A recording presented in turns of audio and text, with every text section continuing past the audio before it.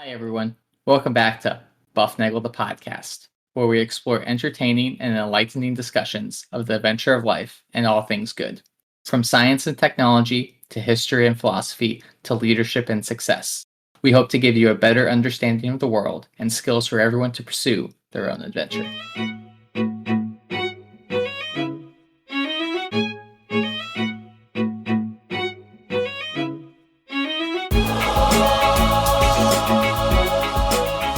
Hi, everybody. Welcome back to Bufnagle the podcast, where we talk about all things good in the pursuit of the adventure of life. I'm Zach, and we got a great show today. We're looking into the third part of the Bet on Yourself series, where we're going to talk a little bit more about why the critic is not the one who counts. However, I can't do this alone, and you don't want to hear me ramble on for 45 minutes. So, as always, I'm joined by Rafe. Rafe, how are we doing today? Hey, Zach, I am great. I thought that was interesting. Do they want to listen to you for 45 minutes or me for 45 minutes? Um, think of it that Last way. for 45 minutes is what they Both of get. us, yeah, neither one, but both. Um, no, I'm great. It was a good day today, and we just finished Nashville's quadrennial winter storm, I guess is the right word. Every 4 years or so, like the Olympics and the elections, every now and then we get a snowstorm. This one was kind of a doozy, lots of sleet, freezing rain, snow. But the miracle of underground wiring has kept the interwebs come rolling into my house along with electricity and natural gas. And like I say, Zach, it's always a wonderful, wonderful world to live in. So a couple reminders. First of all, before we even get started, I failed to thank our listeners over the last couple episodes. I look, without you guys, we ain't nothing, right? As they say. So we're very thankful for you listening and spending your time with us. And we hope to make it worth your while. If you have something to say to us, let us know. Bufnagle at bufnagle.com, legal at bufnagle.com. Take your pick. We're also on Twitter, on Instagram, and you can listen to us, on Spotify, Apple Podcasts. There's a zillion other places that you can get us on. If you can't figure out how to get to us, hey, let us know. Send us an email. We'll probably do a little piece of a show one time on how to actually get the podcast thing, because I know a lot of people are actually listening on the web, just going to the page, and so there are other ways. There are automatic ways to get the latest content when it shows up. And when you subscribe, it does not cost money, even though it does say subscribe. That's just a feature that allows it to push to your device and that you can have it readily available and accessed. Yeah, so there's the part, right? There's the show on how to do it. So when you go there, you subscribe, it'll just show up. You'll get a little alert, and everything is happy. Hey, if you're new to the show, right? If you're this is like the first time you're listening, give us a couple episodes to get to know us. We are kind of an acquired taste, you might say. Maybe we grow on you, which is probably a good thing. But maybe like a quirky song that gets in your ear, but you actually kind of like it. We're kind of like that. All right. So anyway, we're glad you're here. Give us 4 episodes, okay? And see if you don't miss us if you turn us off, okay? So that's what we're asking you to do. And tell your friends. And remember, tell your friends, get a friend to sign up, and you get a free episode. So that's where we are. And one last bit of housekeeping, Zach. I would be amiss if I did not mention that we are looking Nagel intern. Okay. And you were like, holy cow, what an opportunity this is. I thought the job fair at the college was great, but check this out. We're looking for a young person who understands things in the regular world related to social media marketing, editing podcasts, making us sound good and look better. Send us a note at bufnagle@bufnagle.com and include a list of things that you can do for us. And we'll strike up a little conversation if that is what you can do for us. Zach, that is pretty much everything. All right, that sounded about like everything, but it's a good to have you on and good to get ready on this part 3 of the Bet on Yourself series. If you remember, we started with this as a broad overview in episode 13 entitled Bet on Yourself, and we've looked at 2 of the pillars being resiliency and failure and how we use failure as success, and then strength and vulnerability, how we use our vulnerabilities to create strength to power us to move forward. Today, we're looking at it's not the critic who counts, or why critics should be ignored. Many different phrases we can use to describe that. However, like most of these things, it starts with a quote. Yeah. So, Zach, this quote is from Teddy Roosevelt, who gave it in a speech in Paris, early 1900s when he was president. And it was a very long speech, but there's a little piece from it that you like, that you've had in your life for a long period of time. And if I look in your little camera here, I see it behind you on the wall. So why don't you read us that quote, and then I think what we'll do is we'll read through it, and then we'll take each little piece. There's about 3 pieces here, and we'll address those in turn and see how we can make those work in whatever you're trying to do to get success. Yeah, that's a good way to describe it. So here is the quote in full. It is not the critic who counts, not the man who points out how the strong man stumbles, or where the doer of deeds could have done them better. The credit belongs to the man who is actually in the arena, whose face is marred by dust and sweat and blood, who strives valiantly, who errs, who comes short again and again, because there is no effort without error and shortcoming. But who does actually strive to do the deeds? Who knows great enthusiasms, the great devotions, who spends himself in a worthy cause, who at the best knows, in the end, the triumph of high achievement, and who at the worst, if he fails, at least fails while daring greatly, so that his place shall never be with those cold and timid souls who neither know victory nor defeat. Wow, that is hey, that is Teddy Roosevelt. And it's interesting. I listened to these words. I, it is interesting to me to listen to how they spoke back then. All right. Big sentences, grand ideas. This was a man who had good command of the language and apparently was a great speaker. Zach, you've broken this down into 3 pieces. Even though I guess essentially the way I look at it, if Sister Mary Jane were still here, she would tell me to diagram these sentences. And there's one little sentence and one big sentence. It's 2 sentences. We're going to break it into 3 parts. Okay. So the first one is, it is not the critic who counts, not the man who points out how the strong man stumbles, or where the doer of deeds could have done them better. What is that, Zach? What does that say? Yeah, so that it sets the stage for this whole discussion and conversation. It's very bluntly put, it's not the critic who counts. So the guy who's pointing out on the sidelines or wherever he may be about whatever it is that you are doing or somebody else is doing, saying, hey, you did that wrong, you should do that better. Whatever it has been, we've all had these people in our lives, critics saying, oh, you're not good enough to do that. Or they take whatever you've done and they look at your stumbles, regardless of whatever else you've done, and say, hey, look, you fell. And they just point out consistently what happened. And there's no growth that comes from that. Yeah, and that's the thing that struck me, that the operative phrase there is he who points out. Okay, and that is somebody. Note that that's important. That is somebody who's not engaged. All right, that is somebody who's simply passively watching and commenting, or perhaps not even caring about the outcome. He's just pointing it out. Okay, this person is not involved in the outcome. All right, so the first thing is the critic does not count because he's not involved in the outcome. And I think to Roosevelt, that is different. It was to us too, right? That man is fundamentally different than the man who is involved, who is engaged, and who is not just passively watching. So you've talked before about a valued voice, right? Somebody, a coach or a mentor, or somebody who is who helps drive you along, and that's a different guy. The critic is not a valued voice. Because you talked about coach or mentor, there can be coach or mentors who actually are just critics.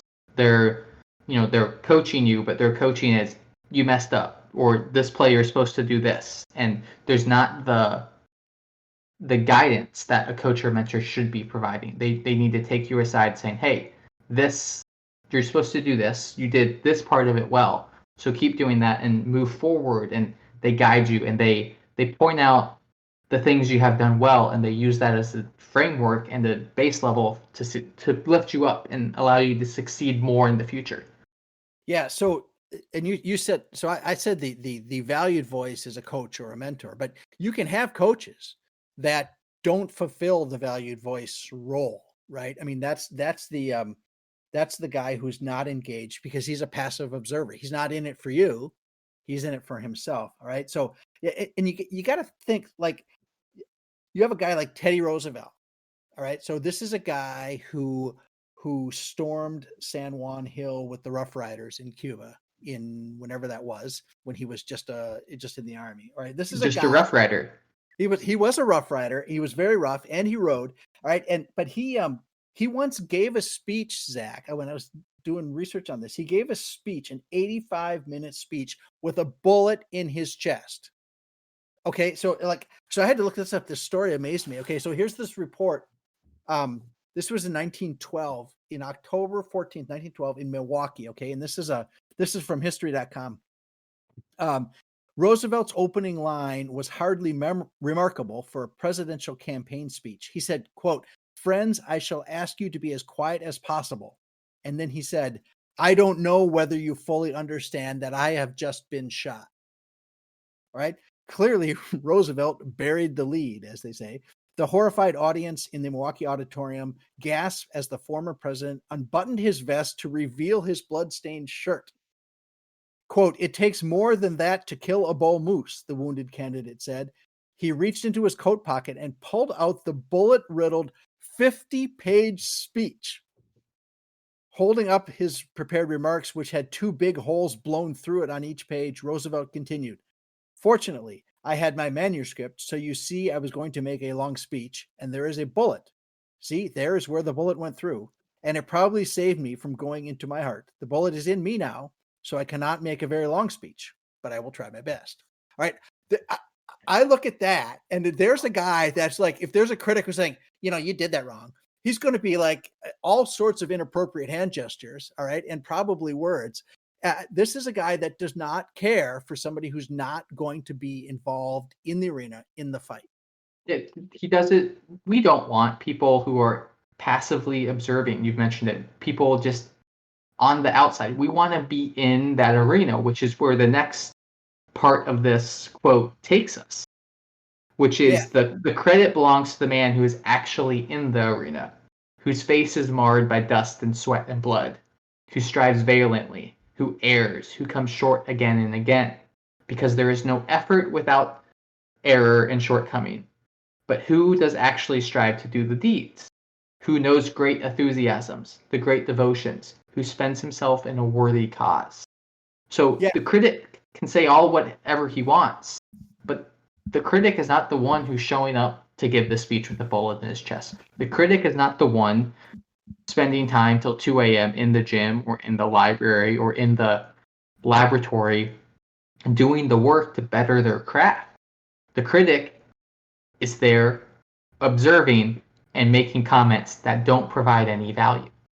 Right. It's interesting when I went back and I read this second piece here, because what Roosevelt's laying out there is what we would typically call virtue, right? He is telling you, I mean, he's not saying it in this many words, but he's saying these are the things that matter. These are the things that you should do. These are the things that matter to me. All right. The man in the arena, he's saying showing up and competing matters. Right. The man marred by dust and sweat and blood, willing to, right. The dust is willing to do dirty work, right? To get your hands dirty. All right. The sweat, really trying hard, giving full effort, and blood, risking, enduring physical hardship to get it done. Yeah, I've always said half the battle is showing up, and this is that half where you have to show up. And then when you do show up, it's doing the little things right to allow yourself to be successful. Put yourself in a position to be successful. So you can, you're dealing with all the dust and the mud and the dirt, and you're in the arena doing the thing, whatever that thing may be. And the outside voices, the outside noise, you just ignore it. You let it. You just have like a little bubble around you, a magnetic vibration, whatever you want to think about it. That just like the noise comes in, it bounces off. It doesn't touch you. Yeah, there's this virtue thing here. These are pretty common what would you call them? I would say that these are old-fashioned virtues, all right? And that doesn't mean they're no longer in fashion. It means that they were in fashion. I'm of the belief they still should be in fashion. We can have that argument sometime. I'm sure some people disagree with me, but there, this all of his items here he lists are virtuous things. When he says you strive valiantly, that is with courage and determination. Courage is action, not without fear, but action in spite of fear. Okay. And he says he errs and comes short again and again, right? So he's not going to knock you for failing. He's going to say what matters is how you get up, right? That's the virtue of this perseverance. All right. Striving is giving full effort, right? We're not going to have any half effort, any partial effort. We want full effort. We're going to strive. Enthusiasm, right? He knows great enthusiasms, right? That's a Greek word, Zach. I looked that up today. It means inspired and possessed by a god. Right? You are moving as if you are being driven by a god. And devotion to a worthy cause means you loyally do what is right. So all of these, Roosevelt is saying the critic is the guy who's not virtuous, slinging arrows at the guy in the arena, and it's just not worth your trouble to worry about that critic. It's not all about you referring to the critic. It's about that guy who shows up. You want to chase something.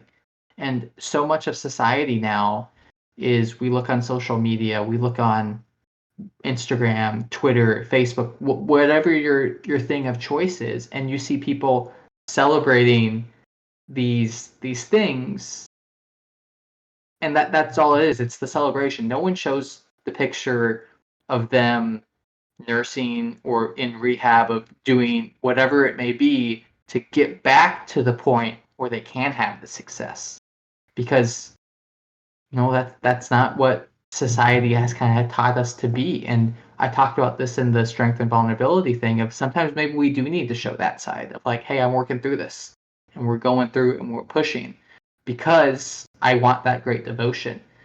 I want to spend myself in a worthy cause, and this is something I feel as a worthy cause. So you post about the trials and the tribulations that get you to celebrate the great things that we think is common.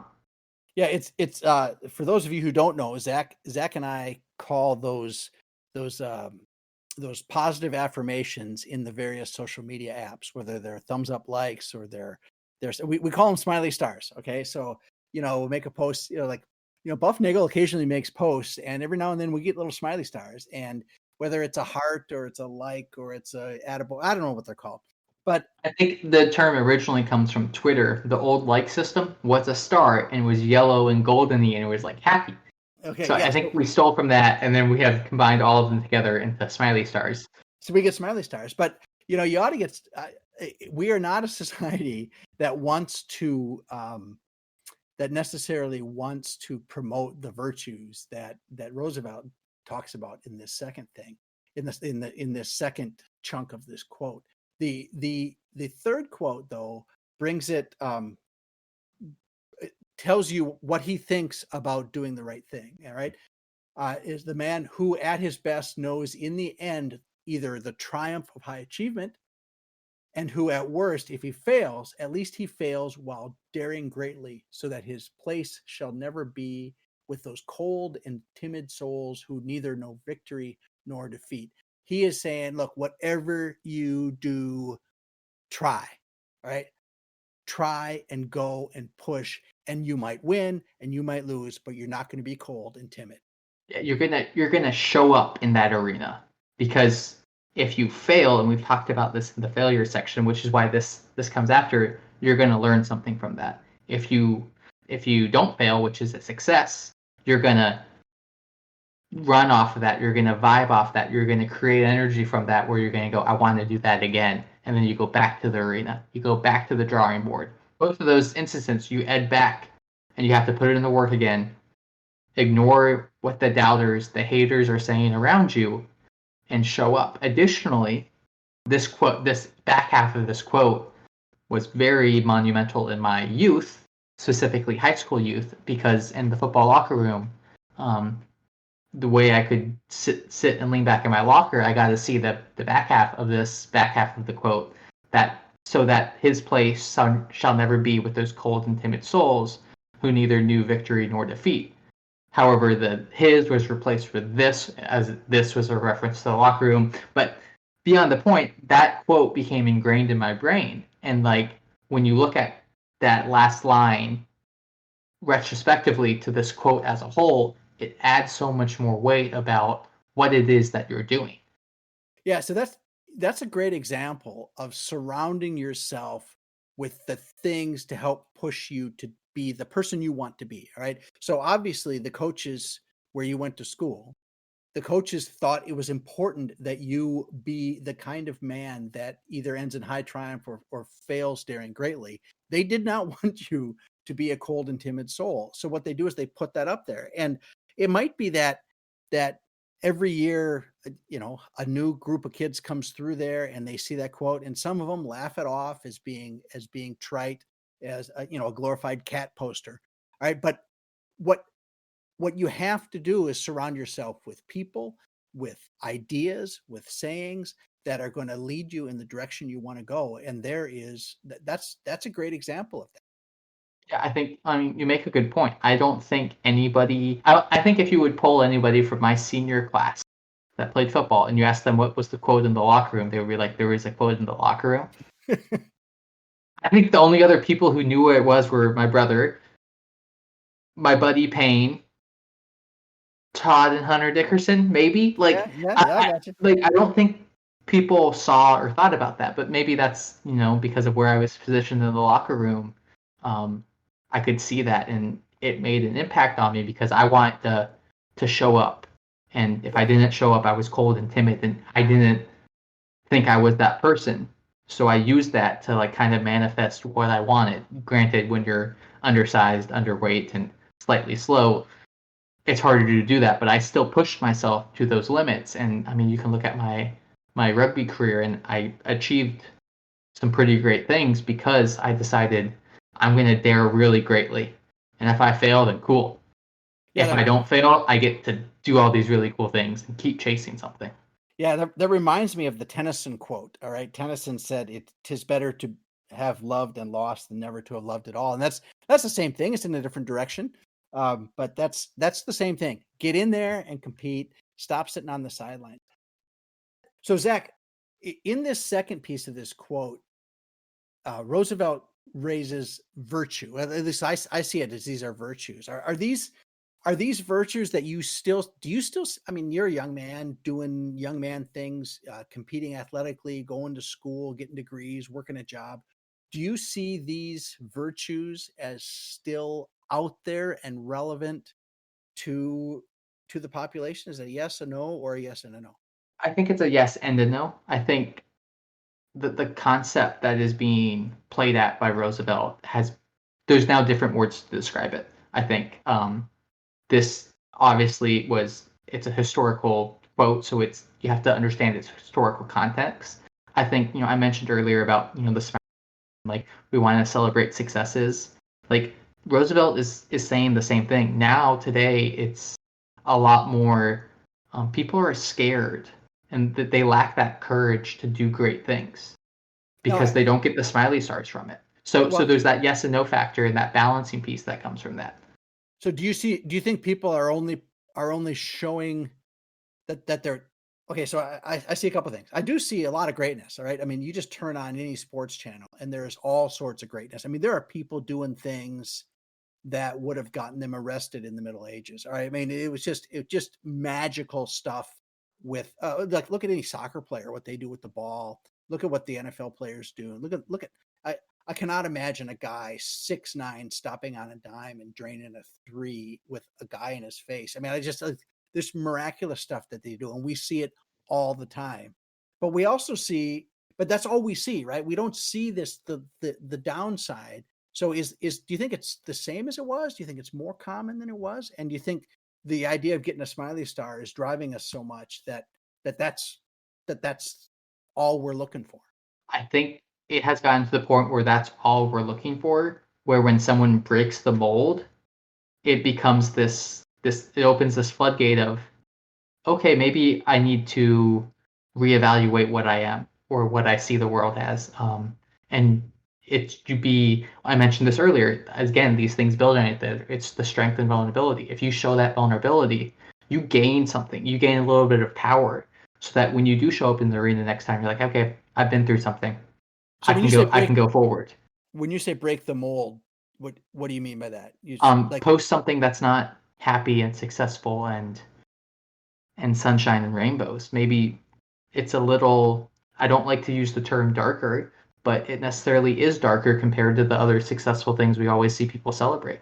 I have curated some of my social media feeds to sometimes show that darker side, but not because I like to see it, but because it creates spaces of understanding that people are going through similar things, and that and the people who like support those people who post those type of things are ignoring the critics because there's people building them up. You talked about earlier about surrounding yourself with valued voices and people who want to see you be successful.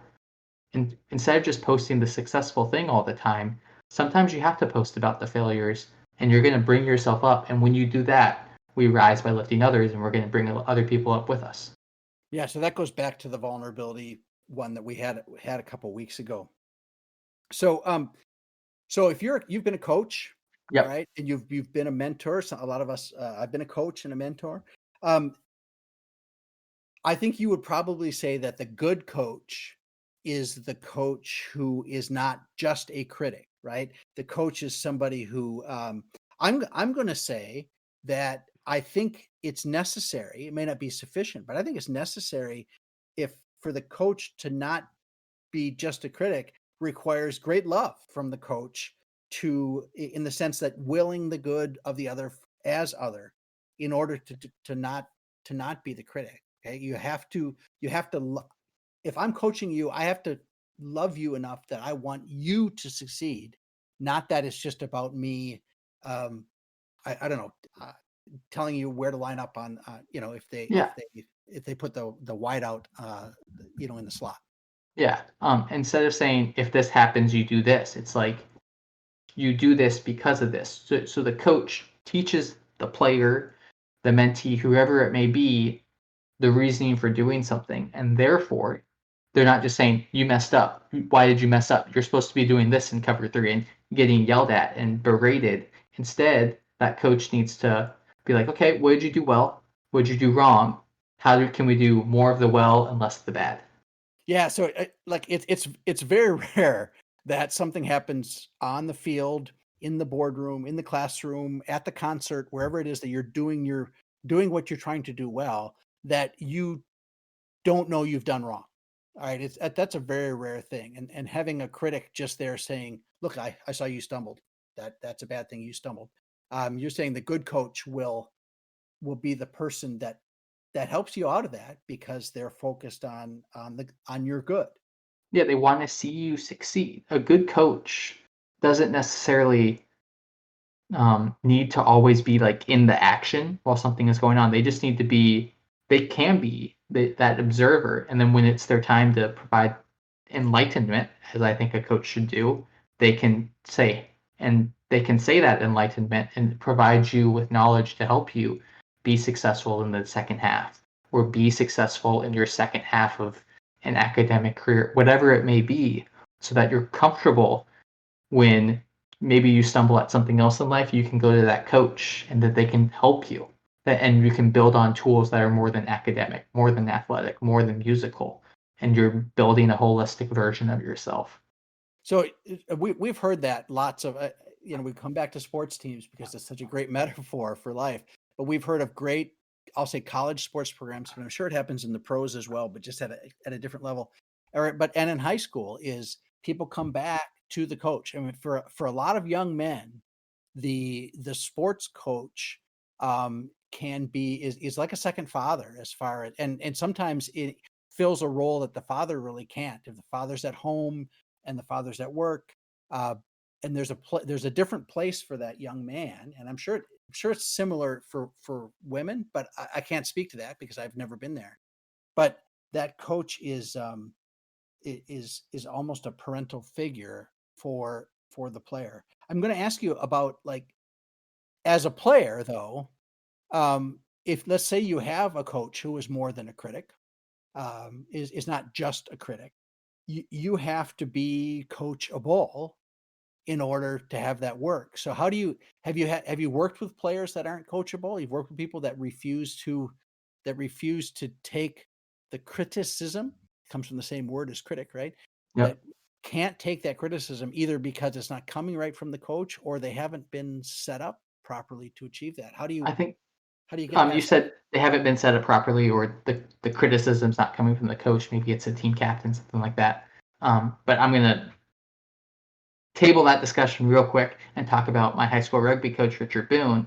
And I think he is the definitional example of a valued voice, of more than just a coach, of a fatherly figure. He's somebody I've continued, a relationship with as I've now, like, 9 years out of high school. I have no idea. I graduated high school a long time ago. My brain doesn't work anymore. But I've continued that relationship, and there's more to it than just like he taught me how to play rugby. He instilled in me a lot of life lessons to rugby that I've been able to apply into life, and how to take the good and the bad and mix it all together and understand what I need to do to be successful. And then when you see that kindness, that love that you mentioned earlier, it's going to create more than just a critic. It's going to create an environment where people are willing to receive and listen to, how do I do better? Because I want to do better, because this place makes me feel like I'm more than just a cog in a machine. And then additionally, people who don't take the criticism, sometimes you need to check your ego. Like, you can believe in yourself a lot and say, hey, I'm a great player. But if you're not understanding the game, if you're not understanding the math, you're like, oh, I can do derivatives. And you're like, I do derivatives. Look at my great derivativing. You're going to, well, one, that's derivative of how to be better at math. And two, like, you're not going to learn how to put yourself in a position so when you have to do more than just derivatives, you can be successful in your math career. It's the same thing with music. It's the same thing with performance arts. It's the same thing in job environments. If you can't take that criticism, if you can't lighten up on yourself a little bit, if you can't kill the ego, it doesn't matter that you believe in yourself. Because I think believing in yourself is a great thing. That's an overall lesson of this whole thing. But we need to understand that there is more to just believing in yourself. You have to surround yourself in a situation where you can believe in yourself while also lifting up and being part of something greater. Yeah, that's an interesting thing. The belief in yourself is a really, I don't want to say it's dangerous, but it's one of these things that, like most tools, it can be used for good or used for evil. I'm sure there's a superhero movie like that, right? With But great podcasting comes great responsibility. that's what I was thinking. It's just like podcasting. So the issue with the belief in yourself, on the positive side, it provides you great power, right? I mean, you can overcome the negativity. You can get yourself out of bed to lift the weights. You can get back up off the floor. You can go try again for the next job interview. You can, you can try to do your scales again. Whatever it is you're doing, you can do them again if you believe in yourself. On the other hand, it can be dangerous if it turns into the sin of pride. It's really interesting. Pride is such a, it is, that was Adam and Eve's sin, right? Is I'm going to be like God. This is it. I'm in charge. Everything's surrounded through me. And that's a difficult thing to temper, because that belief in yourself and that pride uh, can come, it can come back to haunt you. What do they say? Pride cometh before the fall. That is, they watch out if you're not being coachable, if you're not humble. All right. And that's a thing. Believe in yourself, but stay humble. It's really easy, Zach, in life. It's always easy to take an extreme position, no matter what the situation is. It's always the extreme positions are easy. I knew this guy that he always ordered the chocolate ice cream, just so that the chocolate dessert, just so he never had to make a decision. All right. So you just, right. The extreme position keeps you from having to make decisions, whether you're on in the political spectrum, in the dessert spectrum. All right. Doing an extreme position helps you avoid responsibility. And you're not called to do that. You're called to discern. And that's a difficult thing. It's easy to say, oh, I'm not any good. I suck. I'm terrible. And that way I'm humble. It's like, no, that's not right. That's not humble. That's being a cold and timid soul, which is something we don't want. We've already established that. By saying, oh, I suck, it's not even the opposite of the extreme of the belief in yourself. It's just, it's arrogance in the other direction. Yeah, and that's a lot of times people are like, oh, I'm just not any good. That's a pride thing. What, you think you should be good just because you showed up? No, you got to put the work in. You have to do the little things right. Like, half the battle is showing up, and sometimes showing up is more than half the battle. Like, if you're somebody who wants to get in shape or get stronger, you have to show up at the gym. And once you show up at the gym, maybe you start with 5-pound weights, and then you move up to 15. But you have to do the little things correctly at the gym to allow you to do that progression. It's the same thing with anything else. Yeah, you got to believe in yourself. And it doesn't matter what anyone else thinks. It doesn't matter what those critics think of you. If you believe in yourself and you want it bad enough, you can go out and take it. But you have to do all the other things beyond just I'm the greatest player ever. No, you have to show up at the gym too. Yeah, so let me ask you that. So that there's,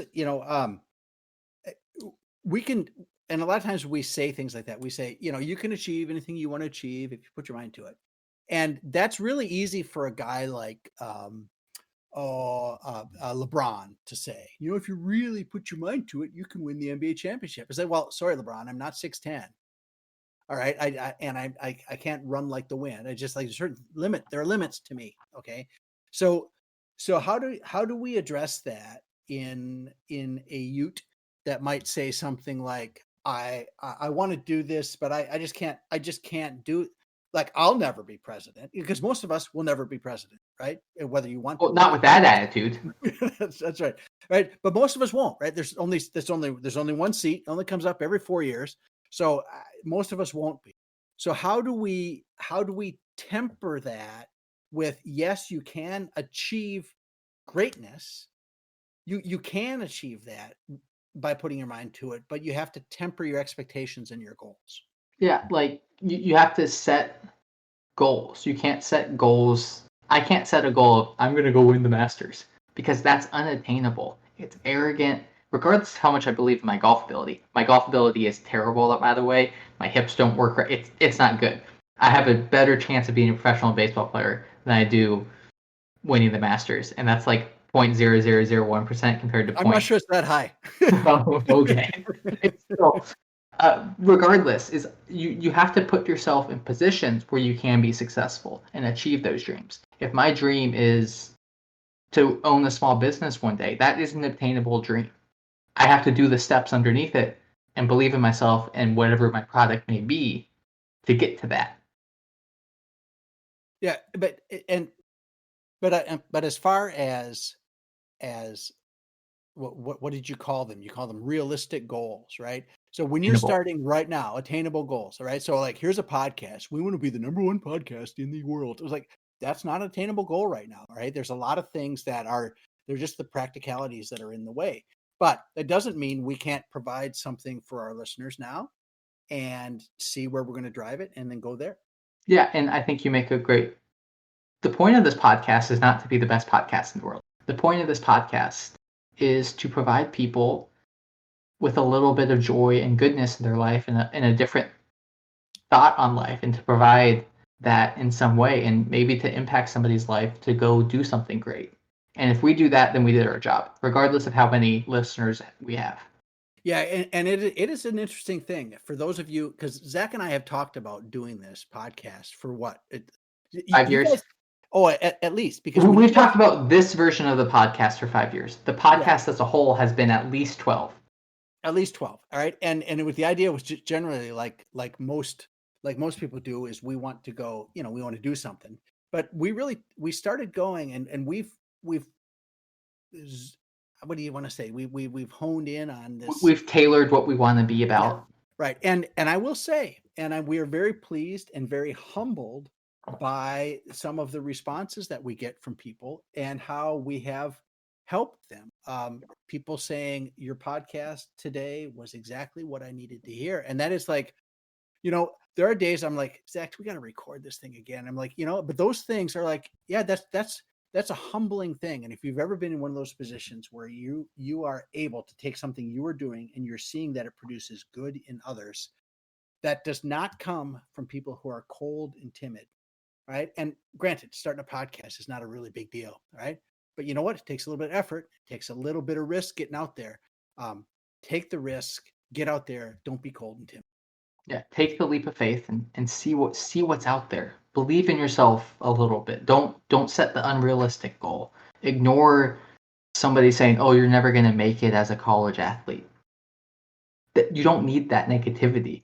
They can have that negativity all they want. They can point out your flaws and they can say all the things. But what you need to do is you need to surround yourself with voices and people that want to lift you up, see you be successful, and push you to believe in yourself and to chase obtainable goals so that you're not just sitting at the end of the day on your polka dot couch as a cold and timid soul who didn't do anything. Yeah. So if you win, you will have the triumph of high achievement. And if you fail, at least you will fail daring greatly. Right. And Daring greatly. Chase something. Chase greatness. Take the leap of faith and go do something. All right. Well, Zach, that is our time for today. As always, it has been it's a joy. It's you never know where these things are going to go. We do have, listen right here. Let's hear that. These are our notes. We actually have notes for these conversations, and but we're never exactly sure where it's going to go. It's a nice experiment into the void, and hopefully we will provide some value to you. And we want to encourage you, like, if hopefully, hey, get up tomorrow and do something great. All right. And if we can get you to do that, hey, our time was well worth it. Yeah, that sounds fantastic. So again, thank you all for listening. Thank you all for being a part of this experience with us. Go seek the good, be the good, and spread the good. Go enjoy the adventure of life.